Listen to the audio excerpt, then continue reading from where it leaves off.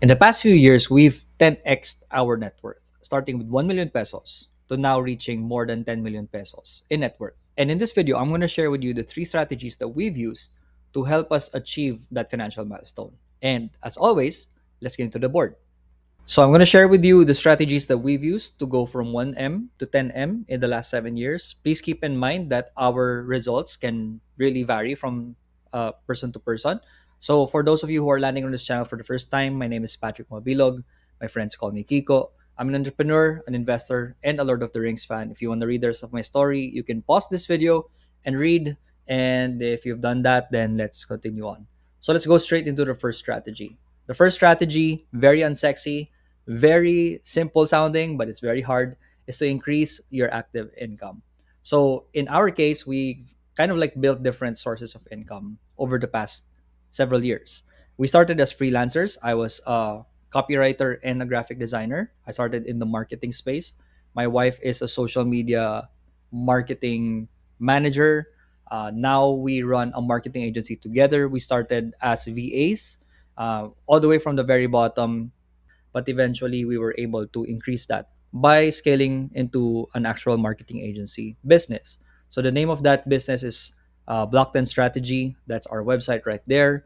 We've worked with several companies and several clients all across the world, in the United States, in Dubai, and Singapore, and some in the Philippines as well. We've served anywhere between 15 to 30 clients at any given point. And we've kind of scaled down already because we're already in coast financial independence and we're just kind of like trying to simplify life and have more free time. But in the beginning, it was pure hustle. From there, we eventually created other sources of income, built other businesses.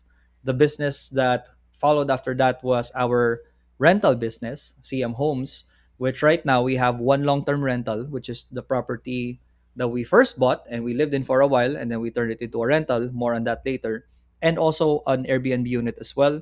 Currently, right now, my wife is managing this entire business on her own. She's got a team that helps her with that. On top of that, I have other businesses. One is my personal brand, Patrick Mabilog, and I do consulting and coaching along the lines of productivity, business growth, and currently, right now, I've been starting, another offshoot of that personal brand. I guess it's kind of like still under umbrella of my bigger personal brand, but there have been other sources of income. So YouTube being one of them. I am currently monetized.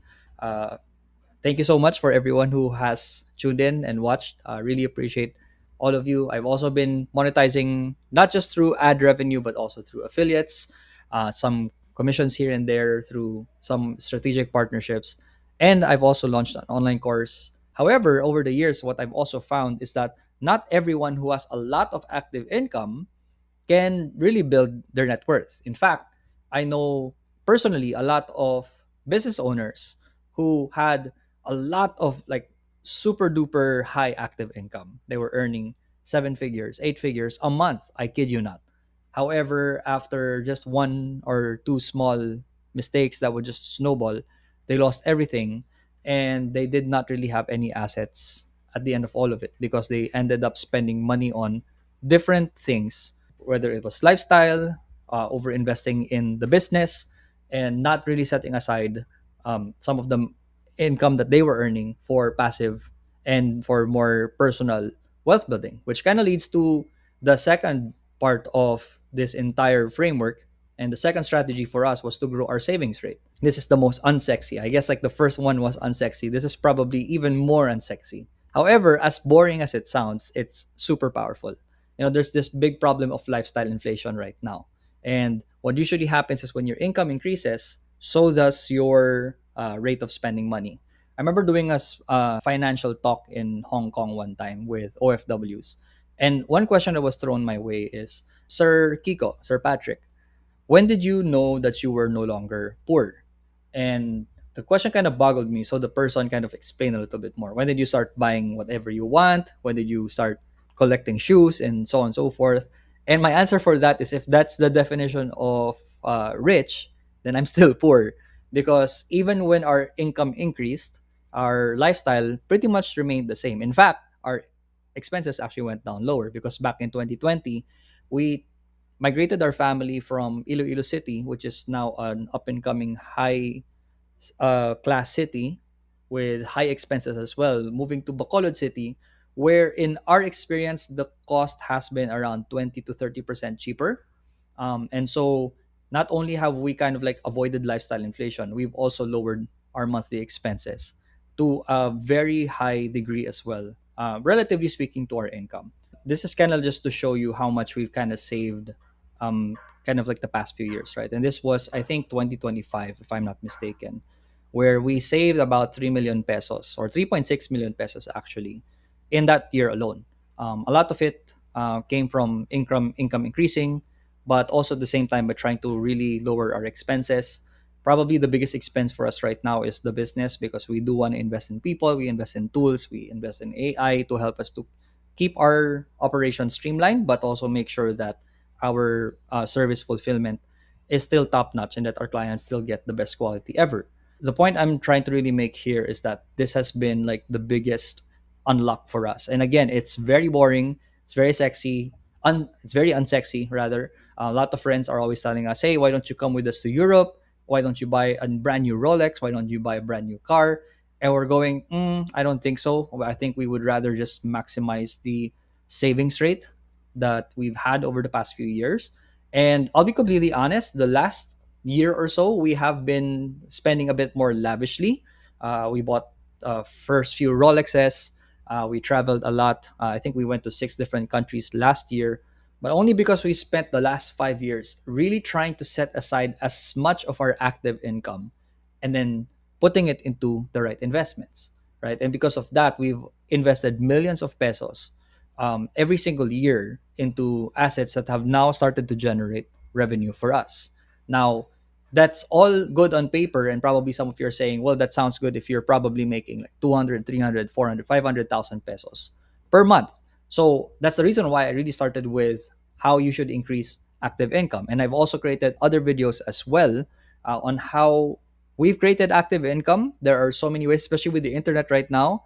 It's not easy, but it's a lot easier than it once was. Because before, if you wanted to increase your active income through entrepreneurship, through business, you needed a lot of capital, and then you need to put a lot of time into building brick and mortar businesses. But now, because of the internet, there are different ways for you to earn online. If you look at the way that we've earned, like three out of the four ways that we're earning income right now, they're all internet businesses. They're businesses that operate digitally. Our workforce is remote. We have anywhere between 7 to 9 staff all across these three businesses, and they run really great, right? And the cost is very low. Overhead is very low. We don't pay for rent. We don't pay a lot of utilities aside from the utility of our house. But like, yeah, I mean, internet business, it's such a great way for you to generate active income right now. So yeah, that might be another video at some point. But like, if you do grow your active income, you do have a high enough savings rate, then you can probably start to set aside a few million pesos every so often. Or I mean, like, again, I'm not saying that you have to set aside a few million pesos, but hopefully what you're learning from this video is no matter what your income level is and whatever your savings rate is, you want to maximize both, right? So I'm not saying that, this will help you to make like 3.6 million. Or maybe some of you, if you follow these principles, you could probably be saving 5, 10x more than I'm doing, which is great. I mean, I'd be super happy for you. The last one, so I want to talk about something called an investment flywheel. Now, this is a concept that's not very popular. I talked about this actually in a couple of videos already, but I've really been pounding down on this idea of an investment flywheel just because it's not common in the Philippines. No one really talks about it.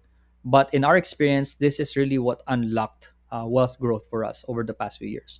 So let me kind of illustrate to you what's kind of happened with our investments and how that investment flywheel works. So our investment flywheel has kind of looked like this over the past few years. So it all started when we invested in our first asset, which was our house, which back then we were living in it. So it wasn't really an asset yet. It wasn't an investment yet. It was a liability.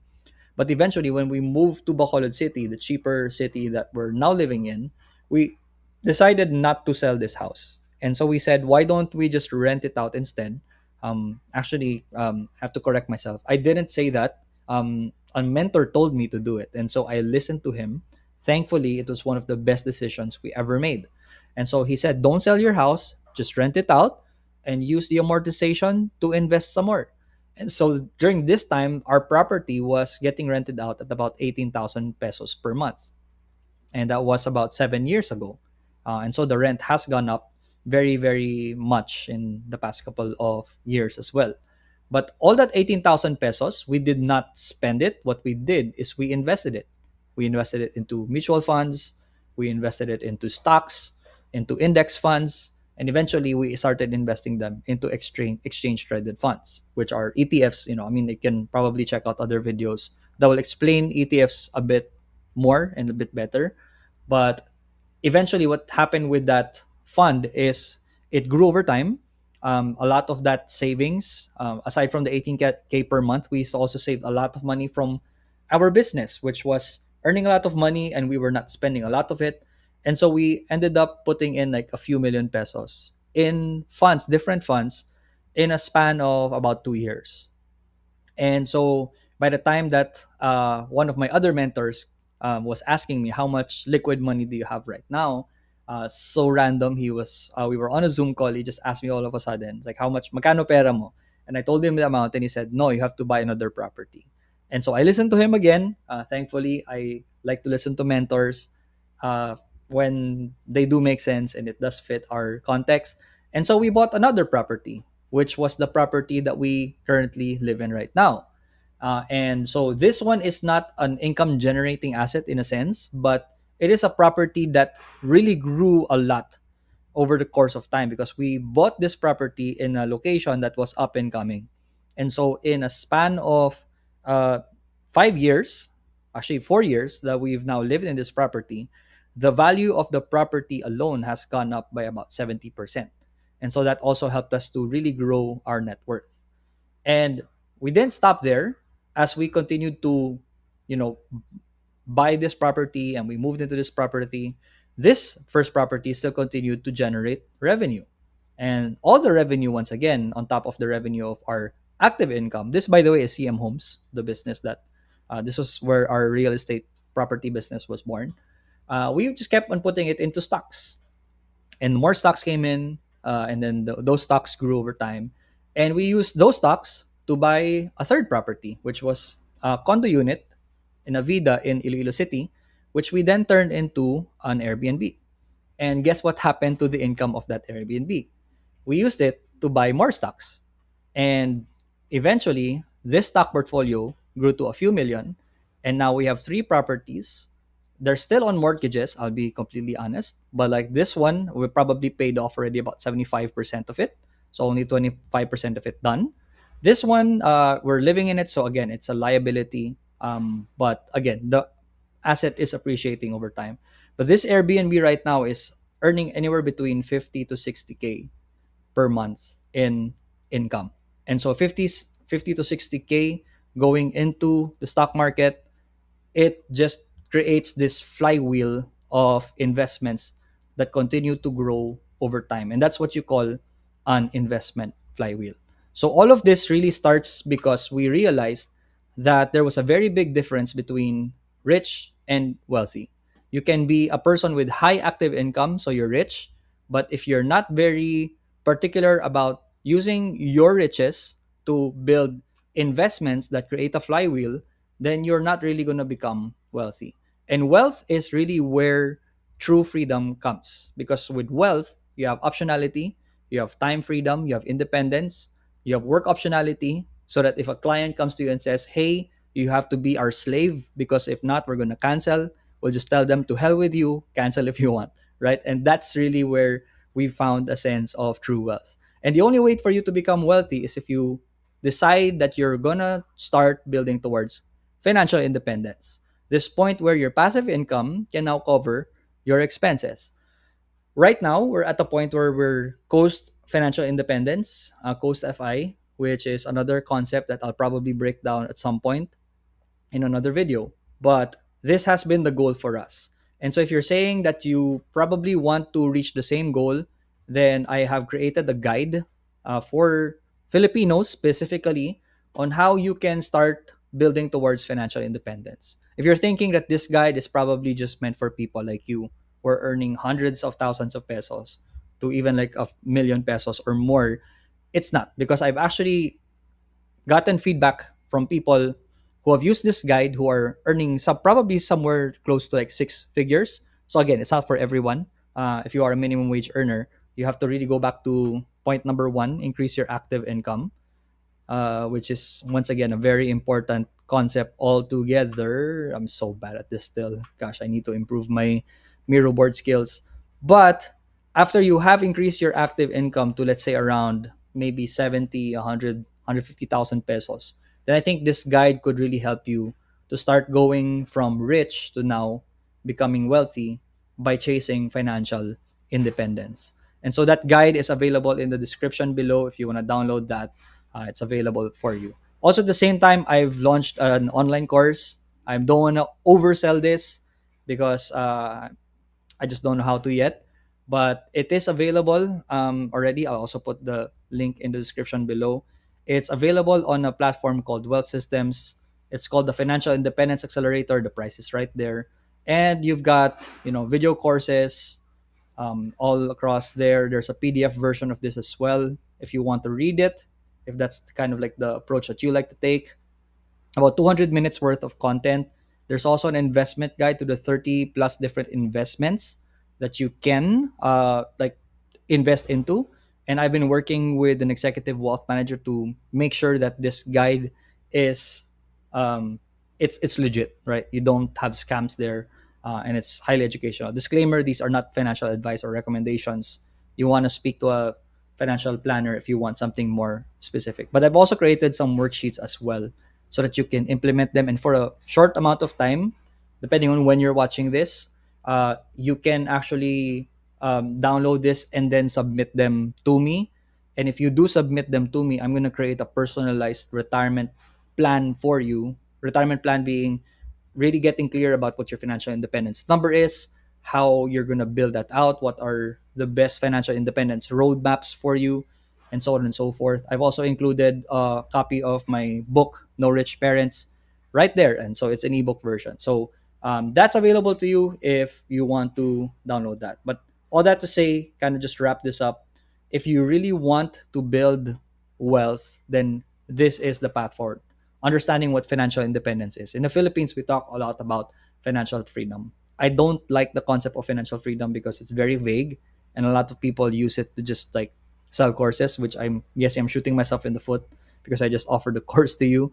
But financial independence is a bit better because you get really clear about how you're going to get there. Financial freedom, it just looks good on paper, but it's not very practical. It's not applicable. With financial independence and understanding now that this is a path for us to use our riches to build more wealth, we've built this investment flywheel that has helped us to build more independence in our life. So hopefully that's helpful for you. If it was, then do subscribe to this channel, share this video with a friend who could learn a thing or two. And thank you so much, and I'll see you in the next video. Bye.